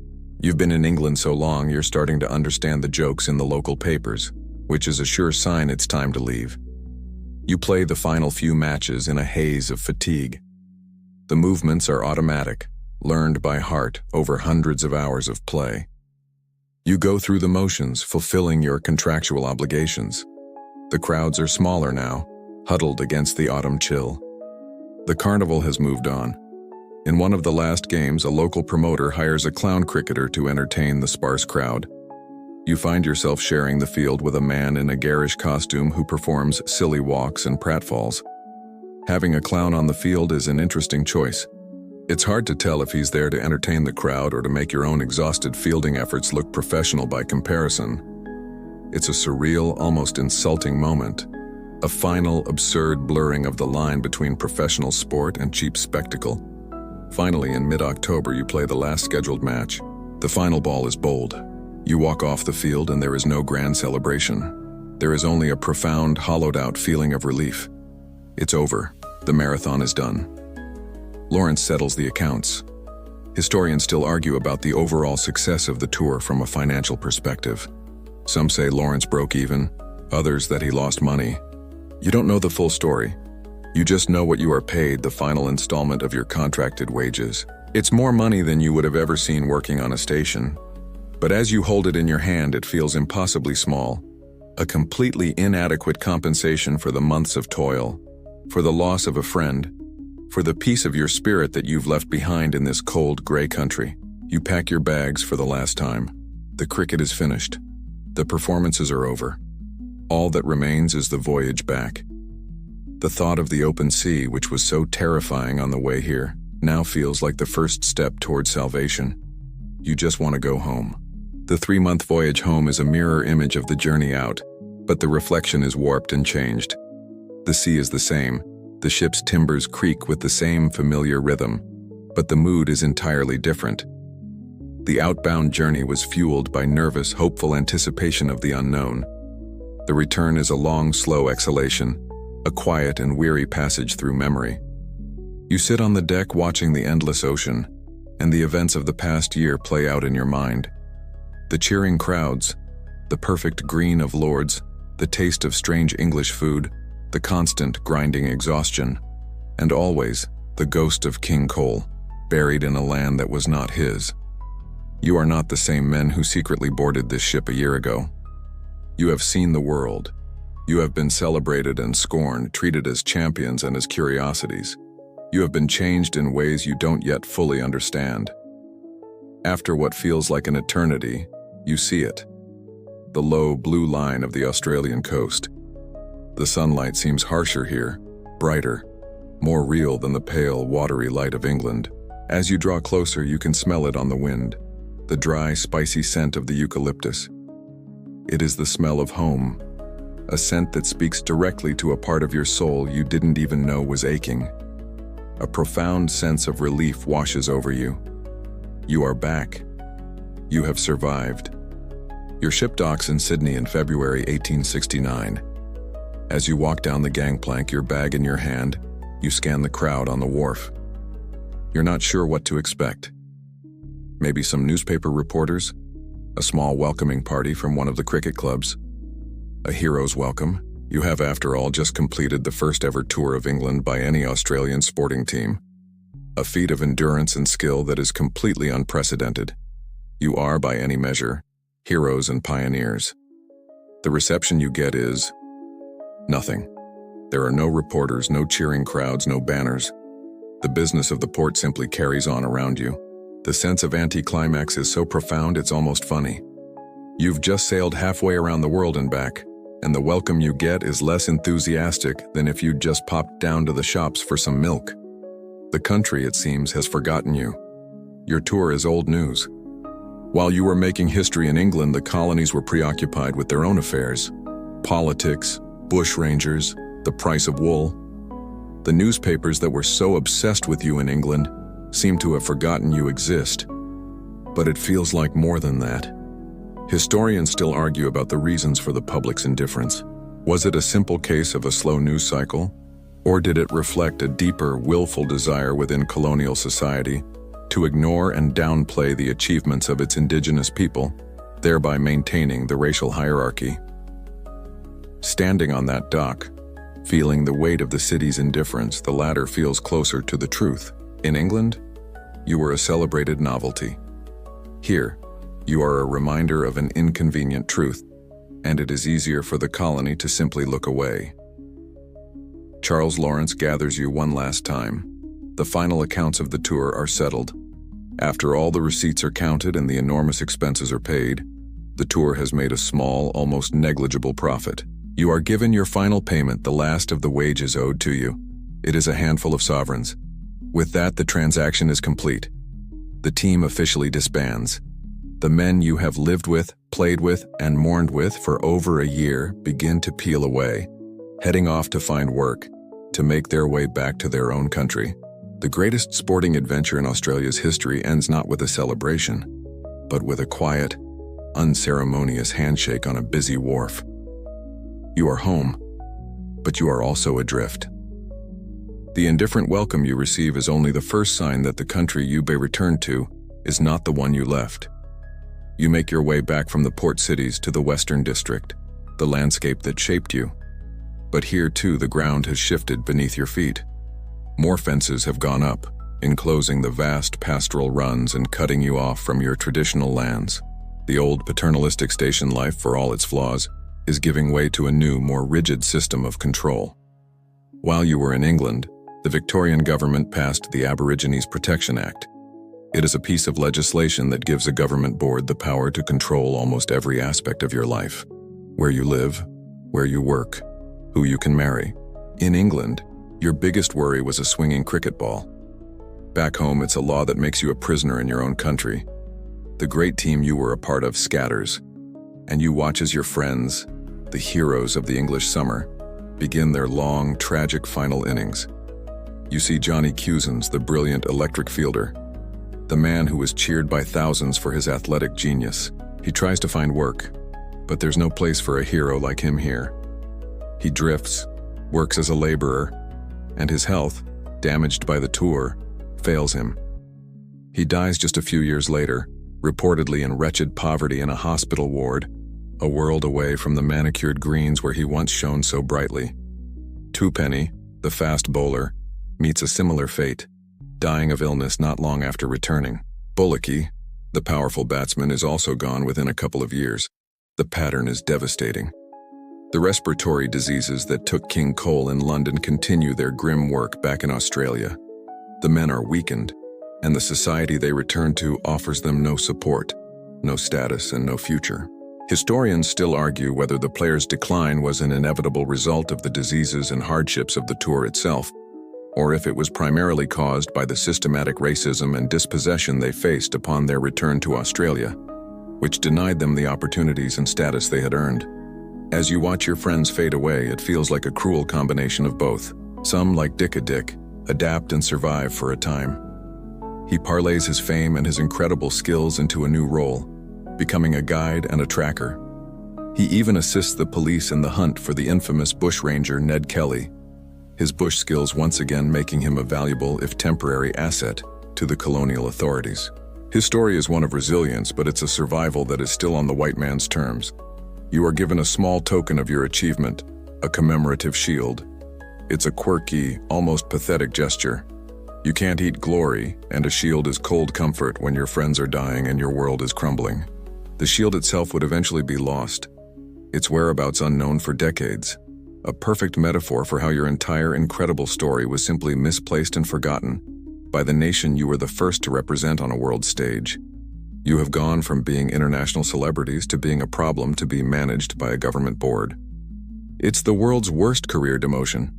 The men who walked with pride onto the turf at Lourdes are now struggling just to exist.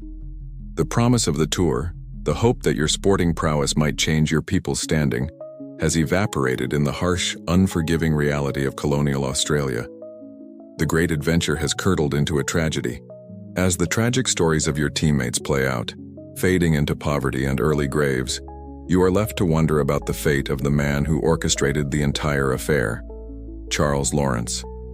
While you and the other survivors are forced back to the margins of society, Lawrence's life takes a very different trajectory.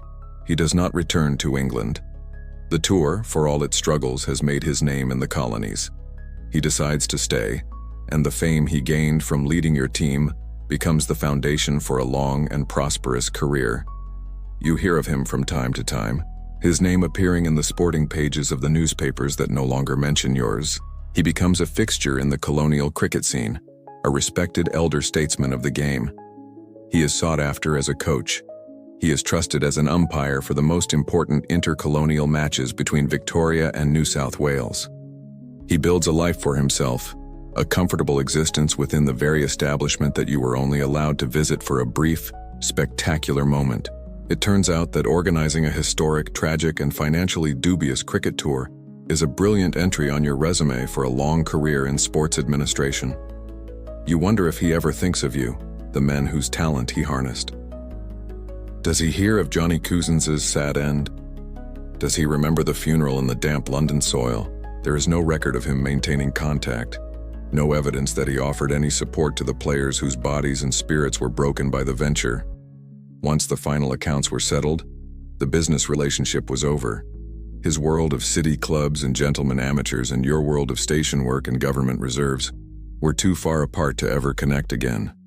The historical debate about Lawrence's character continues to this day. Was he a pioneering, if flawed, impresario who gave the players an unprecedented opportunity? Or was he a cynical exploiter who saw them as mere commodities in a traveling show? His subsequent success, built upon the foundation of the tour, offers a compelling, if bitter, argument for the latter. He took the gamble, and while the players paid the highest price, he ultimately walked away with the winnings. A new life and a respected place in Australian society. The final chapter of his story contains a deep and poignant irony. Years later, Charles Lawrence, the English professional who led the first Australian team to England, is appointed as the first ever curator of the Melbourne cricket ground. You can picture him in his old age, tending to the sacred turf, the very same patch of grass where you and your teammates first shocked the world on that Boxing Day back in 1866. It's like the director of a movie winning a Lifetime Achievement Award, while the actors who made it brilliant are completely forgotten. As he walks across that perfect green, you have to wonder if he is ever visited by the ghosts of the 13 men he led across the world, the men whose brilliance, For a fleeting summer burned so brightly before being extinguished while his own star continued to rise. While the shadows claim so many of your teammates, one light refuses to be extinguished. The story of the tour does not end in complete tragedy, because the story of Johnny Mullis, the great Una Ariman, was not yet over. He too returns to the Western District, to a world that no longer knows what to do with him. He is a changed man. How can you go back to being a humble station hand when you have been cheered by thousands at the Oval and stood your ground against the gentlemen of the MCC at Lord's?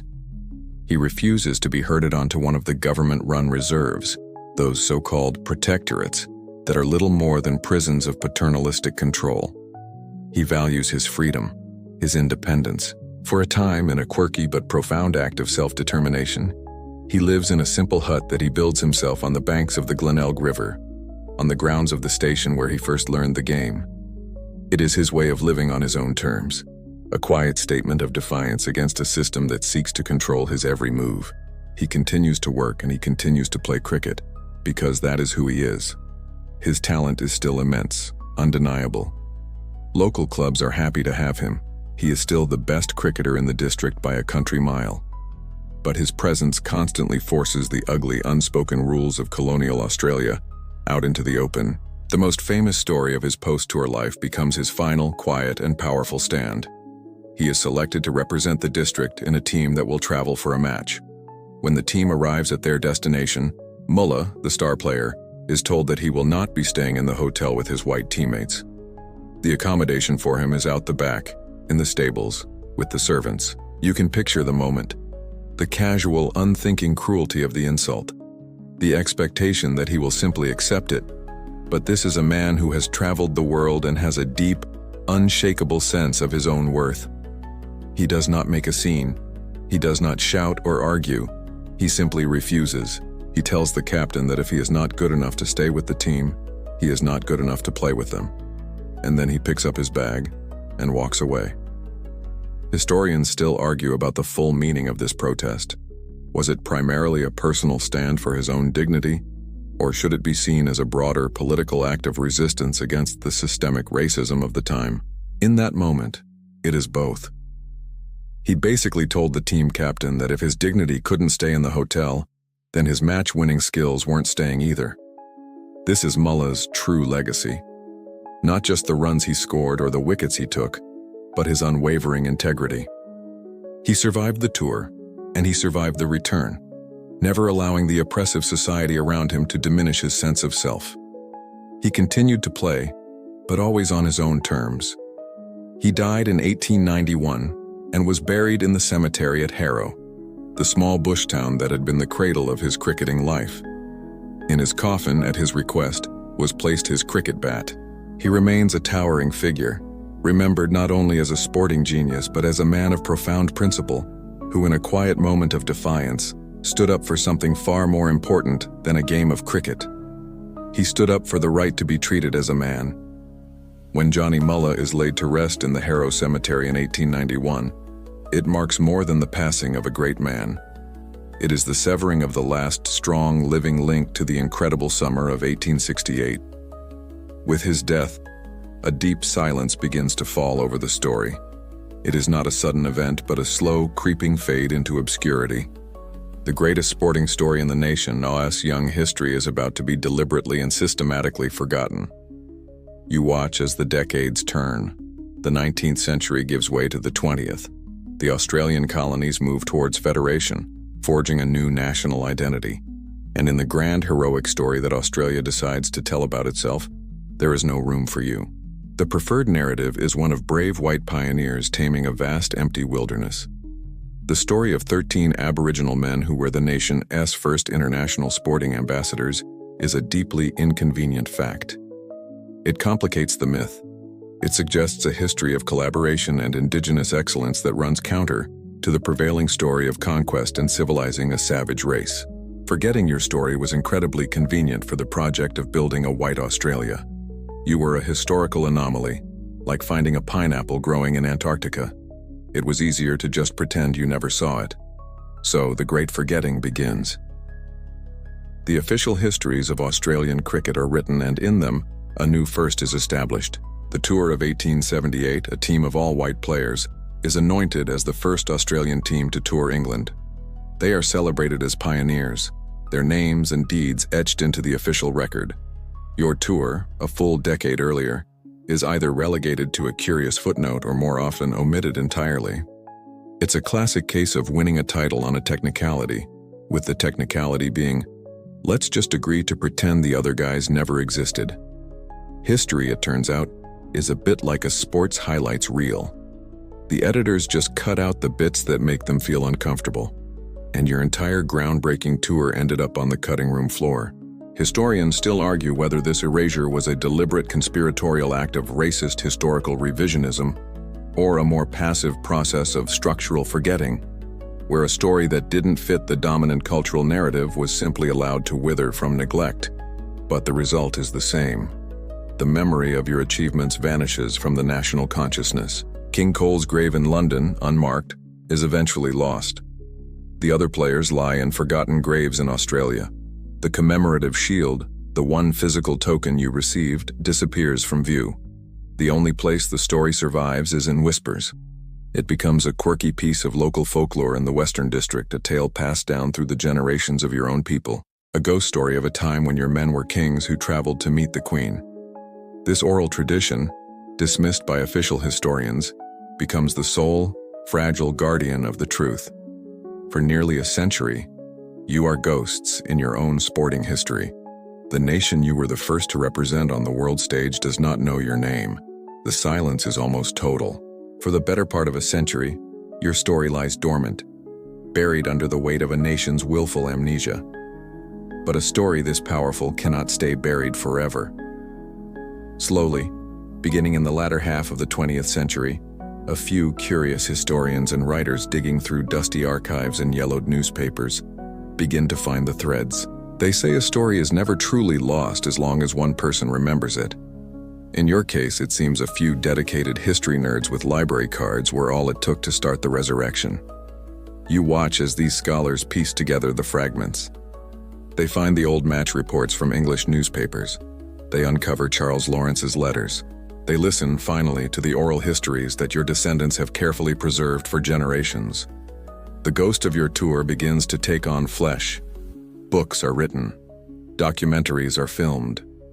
The silence is broken by the sound of your names being spoken again. Mulla, Cusins, Tupani, King Cole.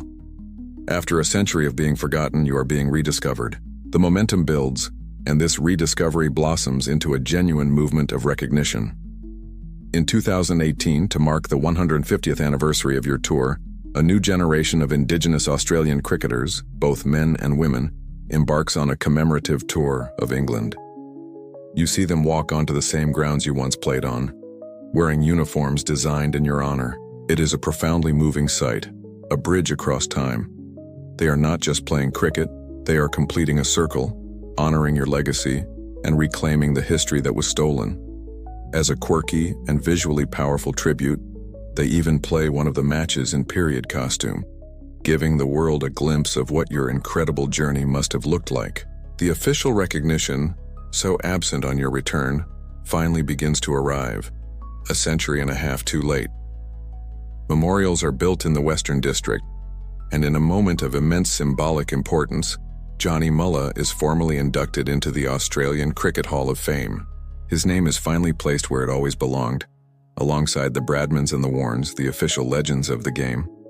It's a wonderful posthumous honor, though you suspect he might have just preferred better hotel accommodation back in the day.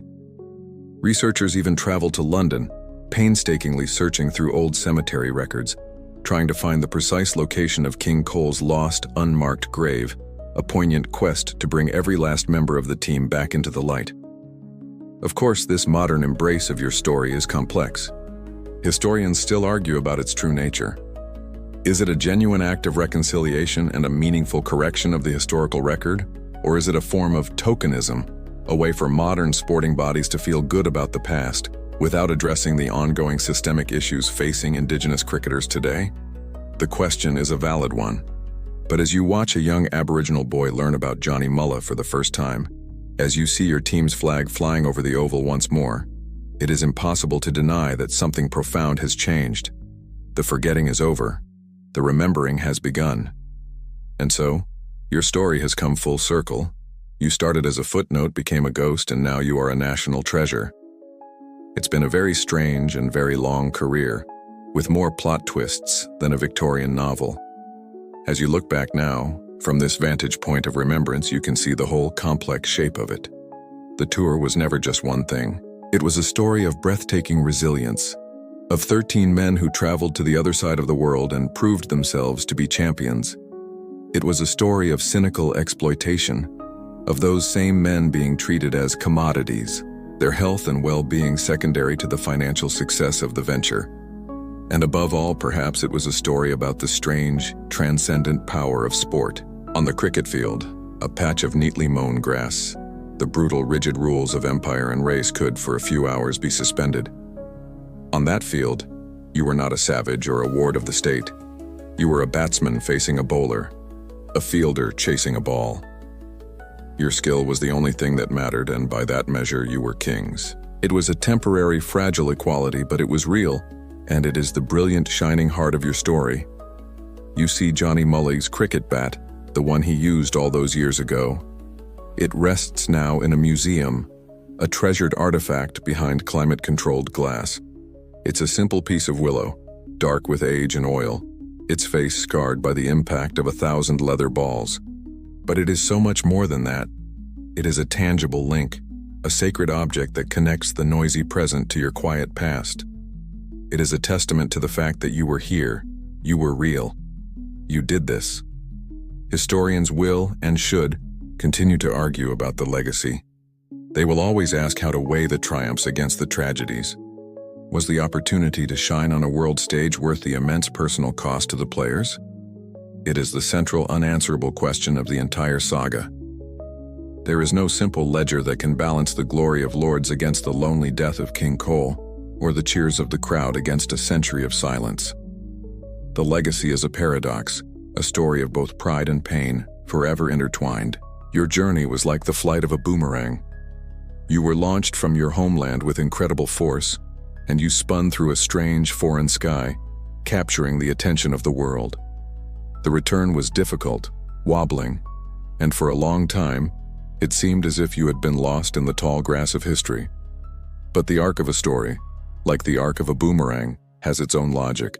And now, after a long, silent journey, you have finally come back, landing in the hands of a new generation who can see you, at last, for what you were. Pioneers, champions, survivors, the first Australians. And so our journey comes to a close. The echoes of that incredible summer of 1868 have finally faded, leaving us here, back in the quiet of our own time. The story is a heavy one, full of contradictions that are not easily resolved, a tapestry of triumph and tragedy, of recognition and erasure, woven together so tightly that the threads can never be separated. But it is a story that needed to be remembered, and a story that reminds us that behind the grand sweeps of history, there are always individuals with their own hopes, their own heartbreaks, their own quiet dignity. So let the final images settle in your mind. Picture the flash of a scarlet sash against the brilliant white of a uniform on a field of impossible green. Imagine the silent, perfect arc of a boomerang spinning against a gray English sky. Think of a simple headstone in a country cemetery, marking the resting place of a man who was both a cricketer and a king in his own right. These are the fragments that remain, the quiet whispers left behind by a story that has at long last found its voice again. Thank you for spending this time with them and with me. It's been a privilege to walk in their footsteps for a little while.